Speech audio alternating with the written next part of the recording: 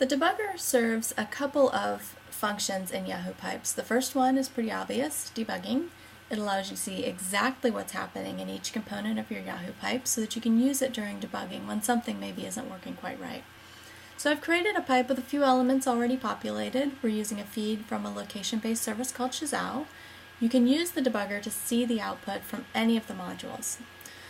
So what we're going to do here is you can see the output from the original fetch feed module. So you see exactly what's in there.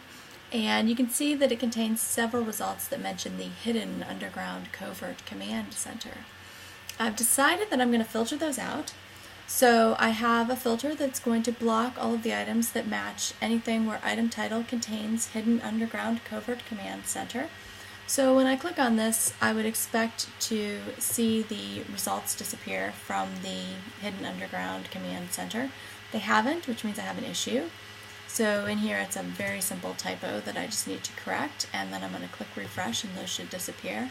Now in this very simple example, it's really obvious where the error was, but if you're talking about a really complex pipe that has dozens and dozens of modules, it's very helpful to be able to look at the output of each individual module and find the one that contains the information that you're not expecting to see. So the debugger is very, very helpful in those cases.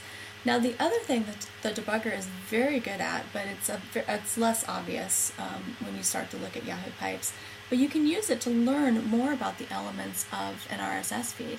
So in this case, if I look at one of these elements from the RSS feed, I can see that there are all sorts of different things in there.